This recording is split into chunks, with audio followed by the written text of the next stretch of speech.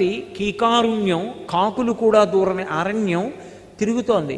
ఇంతలో ఎట్నుంచో ఒక పెద్ద కొండచిలవ వచ్చి పట్టుకుంది ఆవిడ.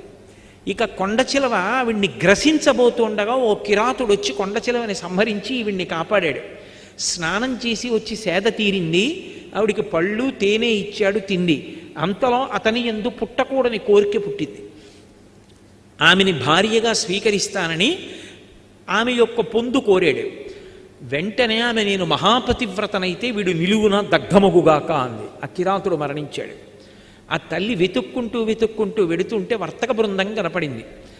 అమ్మయ్య కనపడ్డారు కదా అని, మహాప్రభో నేను నలుడి భార్యని దమయంతిని, కష్టాల్లో ఉన్నాను, నలుడిని చూశారా అని అడిగింది. ఈ అరణ్యంలో పులులు చూసాం, సింహాలు చూసాం, నలుడిని చూడలేదమ్మా. ఇక్కడ ఒక్కదానివి ఆడదాని ఉండకూడదు, మాతో వచ్చేసే మేము చేది రాజ్యానికి వెడుతున్నాము అన్నారు. అక్కడ సుబాహుపురం అని ఉంది, అక్కడికి ఎడతామన్నారు. సరేనండి. వెడుతుంటే ఏనుగుల గుంపు వచ్చి అందరినీ చంపేసింది, వర్తకుల్ని. ఆవిడంది విధి అంటే ఇంత విచిత్రంగా ఉంటుంది. చచ్చిపోవాలనుకున్న నన్ను ఏనుగులు వదిలేశాయి. నా అంత నేను చచ్చిపోకూడదు, ఆత్మహత్య దోషం. ఏనుగు చంపేస్తే గొడవ వదిలిపోను, నా జోలికి రాలేదు. బతుకుదాం అనుకున్న వాళ్ళని చంపేశాయి. ఎవరో ఒకరిద్దరు బ్రాహ్మణులు మిగిలేరు. వాళ్ళతో కలిసి సుబాహుపురం వెళ్ళింది. ఆ వీధిలో ఆకలితో ఏడుస్తూ నడుస్తోంది.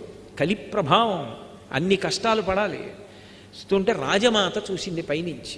ఎవరు రా, చంద్రబింబంలా ఉంది ఆ పిల్లని పిలిపించింది. ఏమమ్మా నిన్ను చూస్తే రాచపుత్ర స్త్రీలా ఉన్నావు, ఇంత కష్టంలో ఉన్నావు, నా అంతఃపురంలో ఉండమంది. నిన్ను చూస్తే నాకు ఎందుకో మనసు స్పందిస్తోంది, ఏదో బంధుత్వం ఉందనిపిస్తోంది, నా దగ్గర ఉండండి. అమ్మా నేను సైరింధ్రీ కార్యాలు చేయను, పరపురుషుల దగ్గరికి వెళ్ళను, ఇతర కాళ్ళు పట్టను, ఎంగిలి తినను, అలా అయితే ఉంటానంది. సరే ఉండమంది ఆవిడ. రాజమాత అంతఃపురంలో ఉంటోంది పాపం.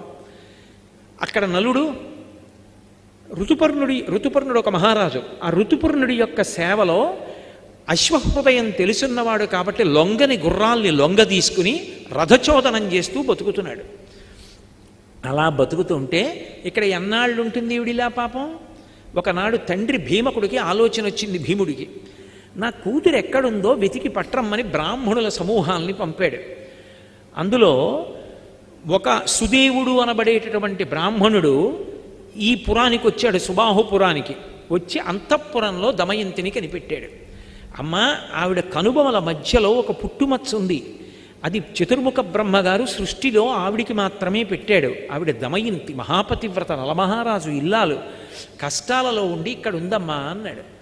దమయంతికి నీళ్ళిచ్చి ముఖం కడుక్కోమన్నారు. కనిపెట్టారు, అవును మహాతల్లి మహాపతివ్రత దమయంతి అని. అప్పుడు ఆ రాజమాత చెప్పింది, అయ్యో తల్లి నిన్ను చూస్తే నా హృదయం ఎందుకు స్పందించిందో అర్థమవుతోంది. నీ తల్లి నేను అక్క చెల్లెళ్ళాం కాబట్టి నువ్వు నాకు కూతురు అవుతావు అంది.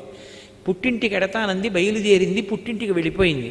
ఇక్కడ నలుడు సృష్టిలో ఎవరూ గుర్తుపట్టలేరు, అంత మరుగుజ్జు వాడిపోయి కాళ్ళు చేతులు వంకర్లు తిరిగిపోయి ఉన్నాడు. చిత్రనలీయంలో అంటాడు కవి, భయద కోదండ